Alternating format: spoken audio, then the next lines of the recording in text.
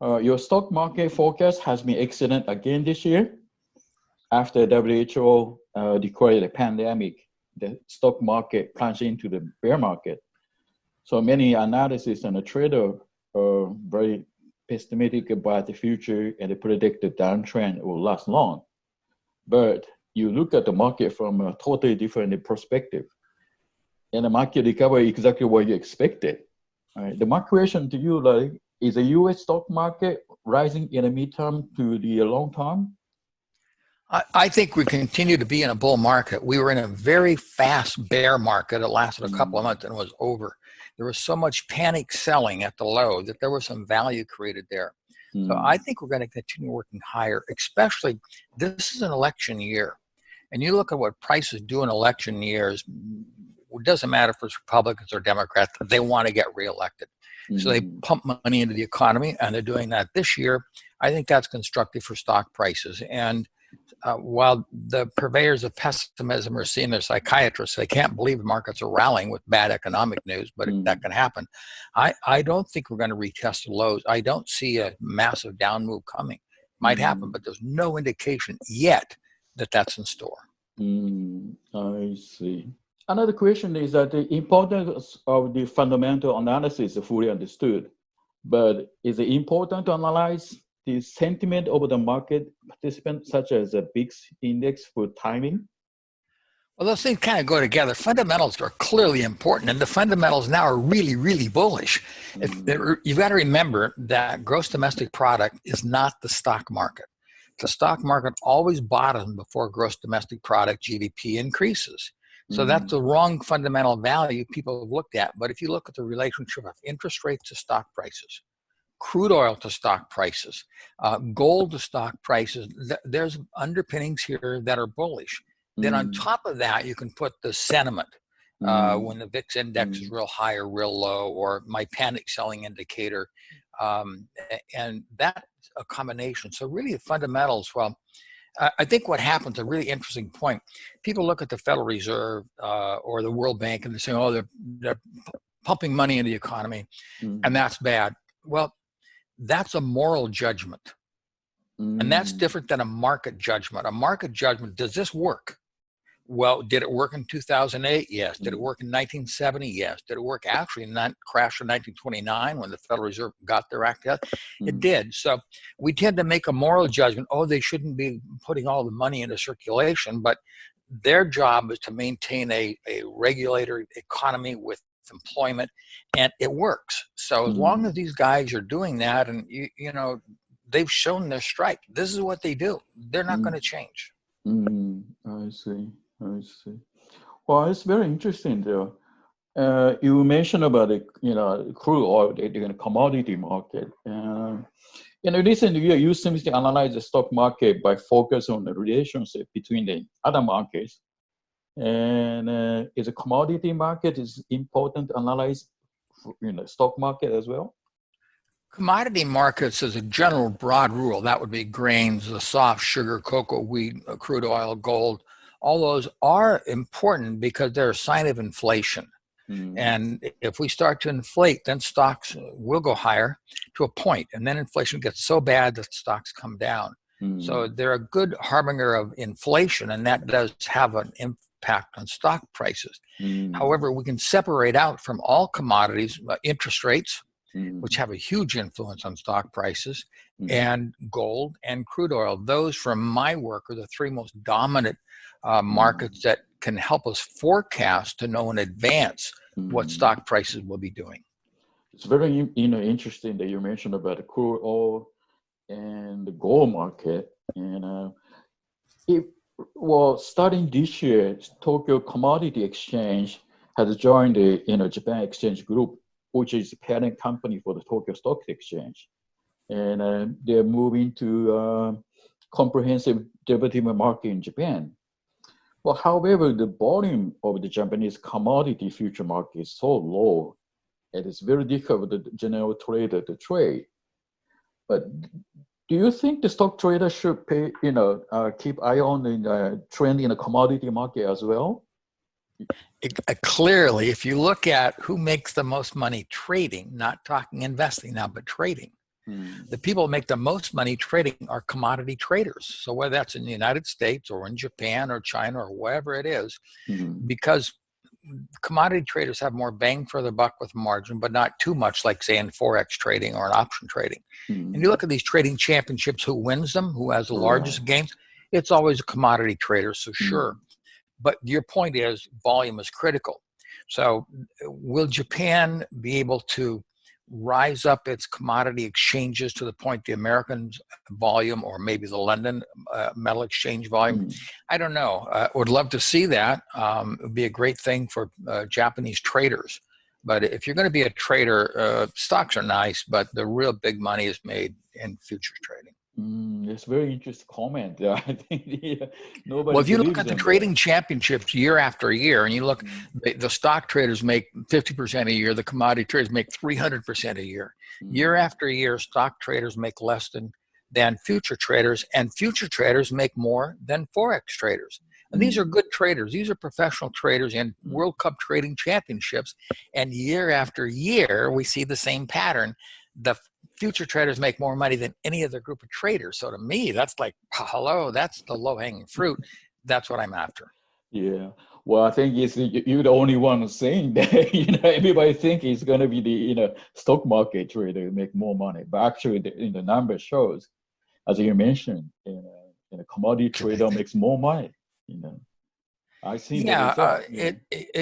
Because we're trading now. Long-term investing, that's a different picture. But in terms of a trader, somebody's trading for 1 to 25, 30 days, whatever your time frame is. I mean, the record is real clear. It's commodity traders make more money. Period. Flat out do. Well, since you mentioned it, it's any message to Japanese trader looking into the commodity trading, do you have any message to them? Sure, I do. From my experience, it's a lot easier to trade a disciplined market. So the markets that have the most volume, the largest open interest, gold is a disciplined market. People from all over the world are influencing gold.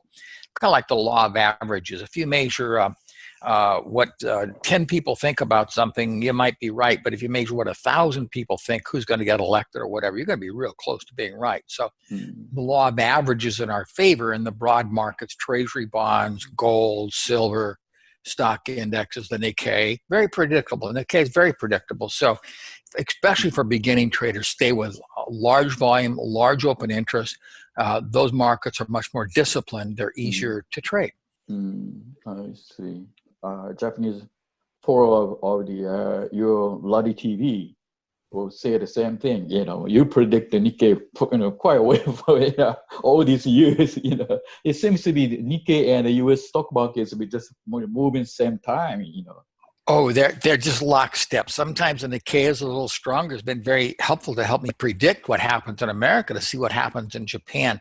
But almost all the world markets, with maybe the exception of Russia, have really been lockstep this year. It's not always that way. And maybe we're going to see more of that because as the world becomes closer and we're all together, with the exception of China, we may be seeing very little trading differences between the Nikkei and the DAX, or the DAX in the United States. So it's something we need to watch, but clearly these big broad markets are easier to trade, predict than, say, milk or soybean oil or rapeseed. So stay with the big markets. You mentioned about the Chinese stock market. It's very difficult to focus on this market. It's the easiest market in the world to forecast. Is that right? It really is, yeah. I've done some forecasting, and we've been able to just knock it dead in the Chinese market because it's an interesting story. I found a little bit of data that comes from the Federal Reserve predicting out 3, 4, 5 months in advance, because I found a government figure from the United States that predicts what happens in China. And it's been remarkable. I've been doing this for maybe 5 years now. We found a very bullish report to buy China in March, and that the market would take off to the upside, and it has, because China relies on some stuff from the United States that the Federal Reserve monitors, and this has been a phenomenal forecast technique for China. So in terms of, now I don't know anything about individual stocks in China, that's way over my head. That's a totally different game. But in terms of the average itself, the Chinese economy is influenced by American buying. And if Americans don't buy it, to some extent, if Japanese people don't buy it, they have nothing. They have no income because they're making junk for everybody in the world. So if we continue buying, their market will rally. And this data from the Federal Reserve has just been phenomenal. So it's been, so far, knock on wood, it's been a pretty easy market to predict. They're never easy. They're never easy. But the Chinese market, we've been outstanding in that one.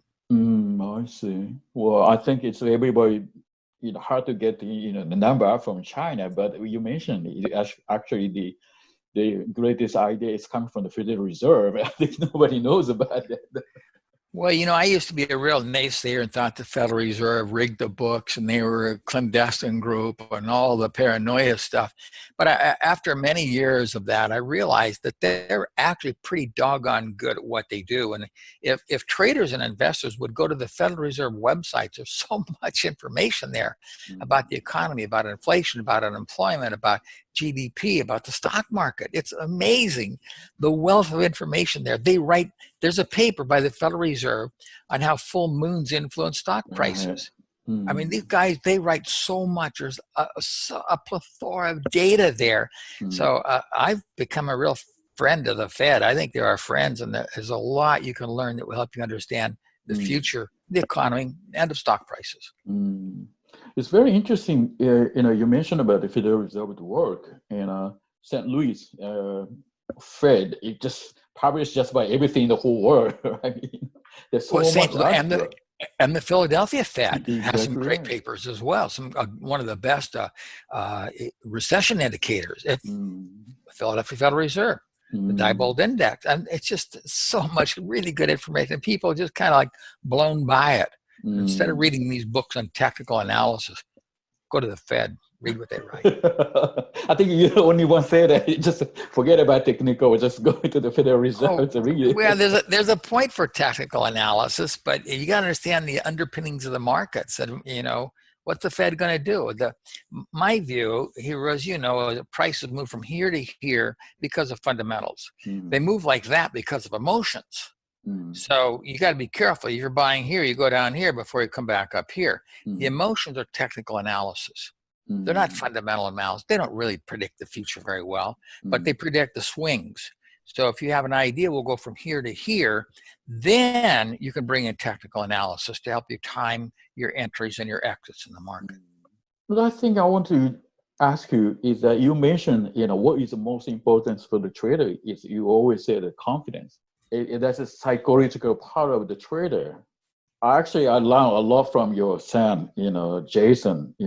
Jason mentioned to me, I took the psychological test from him, and we discussed that. You and Jason came to the Tokyo at the time a few years ago. And ever since then, I learned a lot from his work. Oh, thank you. I'll let him know that. He's been very busy with the virus this year. To understand the confidence, we should understand ourselves first.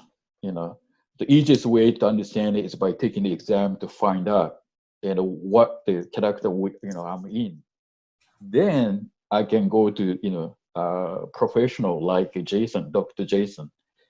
I think that's a good point. That ultimately we all trade our personality, or our personality influences how we trade. So the more you understand not only your personality, but the personality of winning traders. I had an interesting conversation with a dear friend of mine yesterday. I won't name names, but you'll know who I'm talking about, I'm certain. And this fellow consults for who I think is the greatest trader that's ever walked on the planet. And we were talking about him. And this guy has made like 50% a year for 30 years in a row on big amounts of money. It's phenomenal. And my friend said, this guy's got no emotions. He said, I'm certain if his wife died, he'd say, well, she was a nice wife. What do you think of the market? These great traders just don't have emotional influences like most people. That's your personality. If you're a very emotional personality in a very emotional business, you're going to have problems. So you have to bring your emotions down. And I know of when I see these supposedly great traders that yell and scream and shout, they're going to blow up. The really good traders I know that have lasted a long time, like you said, if their best friend died, they say, yeah, he was a nice friend. And now, there's just no emotion swing there. If most of us are emotional 0 from a scale of 0 to 10, and most people are at 4 or 5. Good traders are at 3. Great traders like -5. They just don't exist. And bad traders are up there. Oh, this trade, that trade. They can't breathe when they're trading. So you have to find out where you are emotionally and bring it down. And then the point you made, you're going to lose money and come back. But if you lose confidence, you're never coming back. And it doesn't matter if it's trading or being a heavyweight fighter or being a singer, being a president, being anything. If you lose confidence in yourself, you're the walking dead. So you have to maintain confidence. However you build that back, it's really clear to me that that's a critical component of being a successful trader, which means you have to have hope for the future, that you can, whatever is going to happen to you, you can persevere. If you don't have that viewpoint that maybe it won't work out, it won't persevere, well, you're not going to be confident, are you? And your future is going to unfold. Well, you mentioned about the have to have the view, and as well as understand the personality. It brought me down to the, how we have to have the trading plan before we get to trade. A lot of time I see a lot of people talking about the market, analyzes the market, but where's the trading plan? Many people don't have one of those. Yeah, and where you see this the most, Hero? If I look at somebody's charts, they have their charts, they have their indicators. What's the first thing they look at? The price. Well, wait, why have the indicators? The indicators tell you what should happen, but everybody looks, what's price doing today? Instead of looking at, well, what are the indicators telling us that will help us understand price? Everybody's so attracted, the market ran up, it sold off today, whatever. Well, what about all the stuff down here, the tools of our trade? Why don't we look at those first? If people would block off price and just look at the indicators down here, they do a lot better. But that emotional thing is, what's going on? And that's what you have to just subdue that and realize we have tools. They're not perfect, but we have tools. Rely on those tools to help us predict the unpredictable. Interesting. It's always understand about, psychological, Here, I'm working on my 2021 forecast. I started working on that this week. It'll probably be the last one that I do. And it's really interesting of what's going to happen. I'm going to retire at the end of this year. We'll probably keep the forecast going for 2021. That's going to be about it. But I think that there's a lot of bullish stuff happening in 2021. I just started on it 2 nights ago, and I started doing some of my old formulas and stuff. Like, wow, I was surprised. So we may have some good times coming this coming year as well. Panic setting indicator, it picked the one of the bottom of the market on this March, I believe it was. Right. Well, ever since that, the indicator is still there, and the market just keep going up. Yeah, the panic indicator is really unique. It determines lows in the market, but it doesn't help us understand market tops at all. So you can't call it tops. Tops are so hard to call. They're really, really hard. But here's an interesting insight. I'll give you what I think is a little advance warning. At this point, I would say Donald Trump is America's next president. Because I did an interesting study.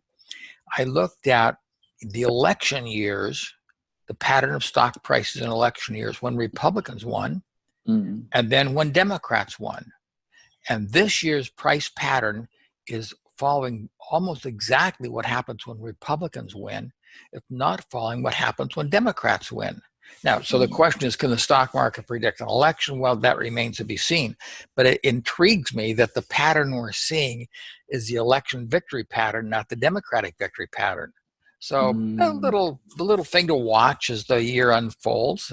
We'll get closer to the election. But at this point, despite all the polls and all the media, this is really interesting to me. The similarity is we're following a Republican victory, not a Democratic victory. I understand. That is interesting to see. Yeah, that's really, now, maybe the market can't predict this. I don't know. But it's like, I love to look at all this market stuff. Well, maybe we can learn from this. Maybe we can't, but it's something I'll watch, obviously. Well, forecast 2021 will be the last one. Are you sure about that? Well, you're never sure of anything, but I'm look at all this gray hair. You don't have any gray hair. I do. I'll be 78 in October, and it's time to just trade. And I don't I'm not as good as I once was at dealing with people, at handling things. I can see my trading's okay, but some things are slipping here. So you've got to know when to hold them, know when to fold them. It's time to fold them.